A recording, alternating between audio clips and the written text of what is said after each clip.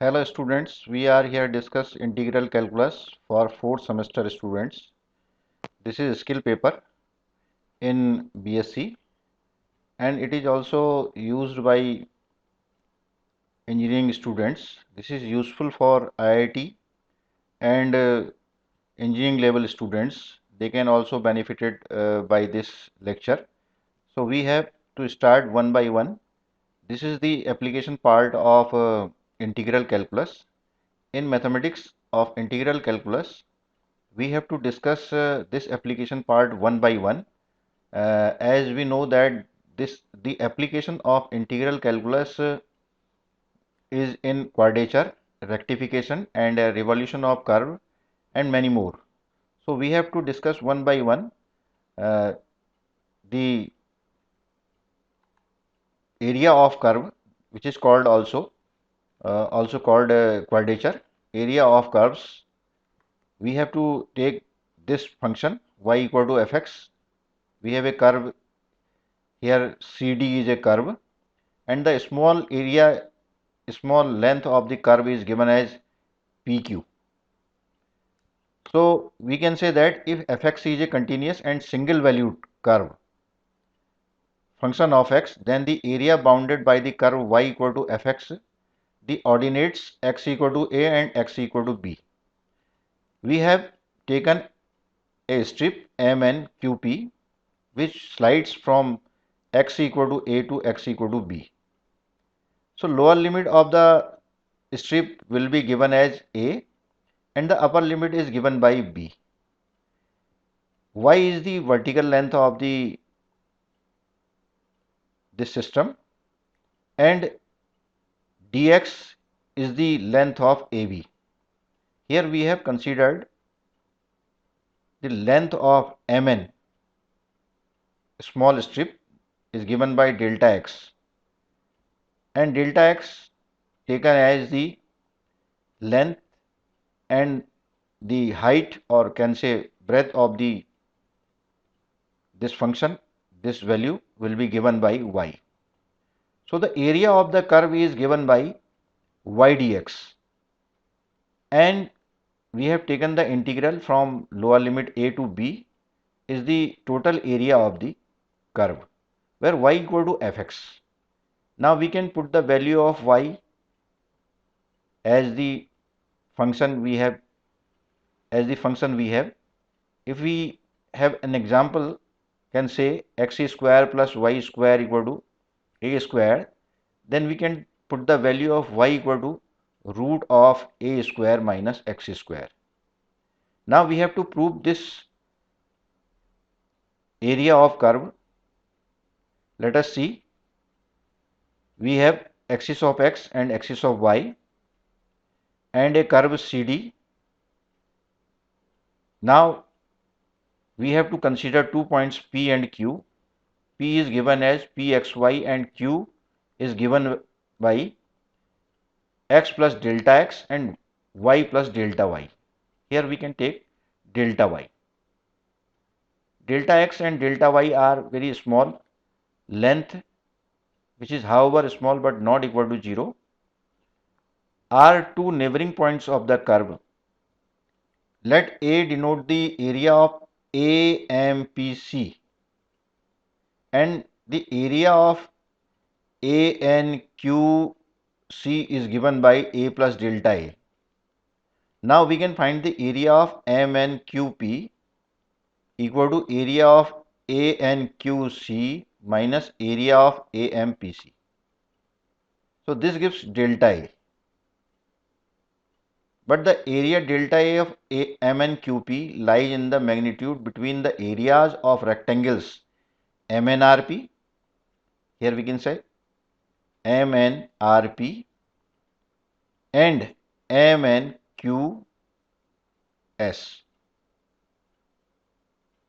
So area of MNQS is greater than delta A is greater than area of the rectangle MNRP. Here we can see MNRP. So the area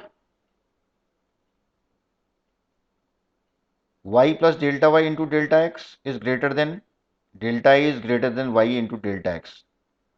length and breadth. So divide this equation by delta x. This gives y plus delta y is greater than delta a over delta x is greater than y. As we see that q is neighboring point of P, if q slides towards P, or can say q tends to P, or can say q overlaps over P, the length of the strip will be given as y, or can say delta y. Similarly, the breadth is given as delta x. Now we can see as q tends to P, delta x tends to 0 and delta y tends to 0. Therefore, d over dx equal to y equal to fx. This gives, by the cross multiplication, dA is y dx, and the limits from a to b, y dA is equal to a to b of y dx. So this is the area of the curve is given by a to b y dx. Now we have an example of parabola. So find the area bounded by the parabola and its latest rectum. We have y square equal to 4ax is given as LOL dash.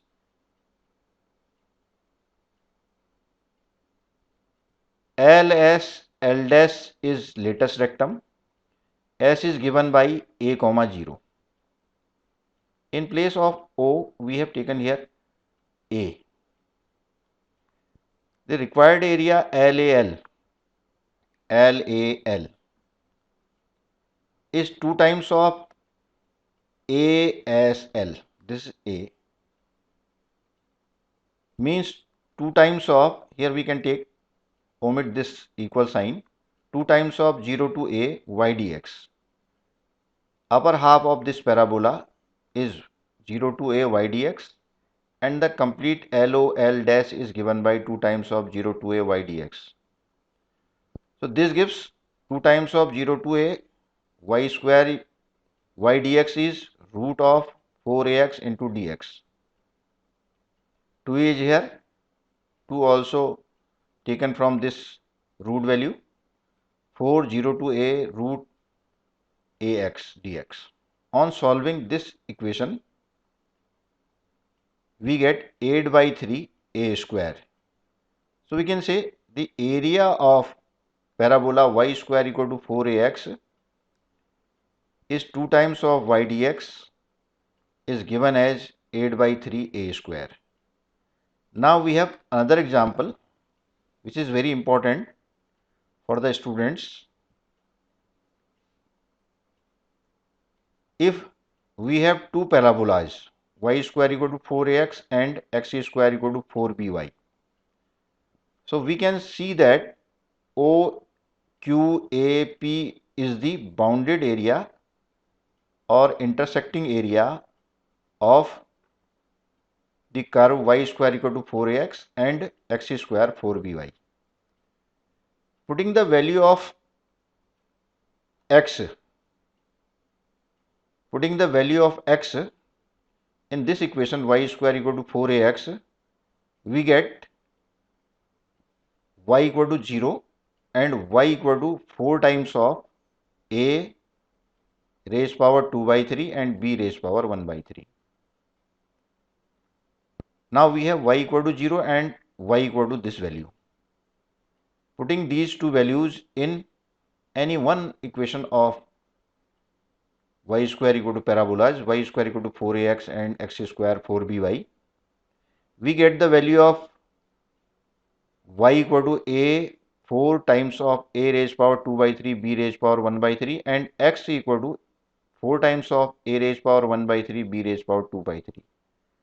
So finally we get the value of O 0, 0 and the value of intersecting point of the parabolas A is given by 4a raised power 1 by 3, b raised power 2 by 3, 4a raised power 2 by 3, b 1 by 3, b raised power 1 by 3. Now the required area is given as OPL minus OQL, OQAL. This gives these two integrals. We have taken the limits from x equal to 0 and x equal to a raised 4 times of a raised power 1 by 3, b raised power 2 by 3, y dx. Y is this value, y is root 4ax minus 0 to 4 times a raised power 1 by 3, b raised power 2 by 3, and y is given by x square over 4b. On solving these two integrals, we will get 16 by 3 ab. Now we have to find the area of the curve in polar coordinate terms, in polar coordinates. In last article, we have discussed it in Cartesian coordinates. Now we have to discuss in polar coordinate terms. If we have this function r equal to f theta be the equation of the curve in polar coordinates, where f theta is the single valued continuous function of theta, then the area of the sector enclosed by the curve and two radii vectors theta equal to alpha is the lower value of point A and the upper value of point B is given by theta equal to beta, where alpha is less than beta. Then the area is given by half of alpha to beta r square d theta. So we have to find the area of a curve in terms of polar coordinates. A equal to 1 by 2 alpha to beta r square d theta. Now we have the area of OPQ. As you can see, OPQ. P is r comma theta, and we have taken the slight change in point P. R, in place of r we have taken r plus delta r, and in place of q we have taken theta plus delta theta. So the area of OPQ is given as a plus delta a minus a is delta a. OP equal to r and OQ equal to r plus delta r. OP is r and OQ is r plus delta r. POQ is given by delta theta. POQ is given by delta theta. Area of POQ dash is given by half of radius into arc equal to half of r into r delta theta, where arc is given by r delta theta.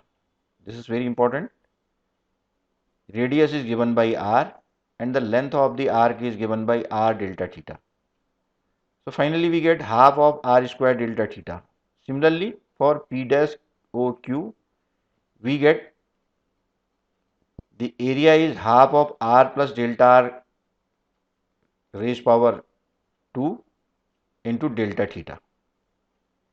Here radius is given by r plus delta r and the length of the arc r plus delta r into delta theta. Now we can see area of POQ dash is less than area of OPQ is less than area of P dash OQ.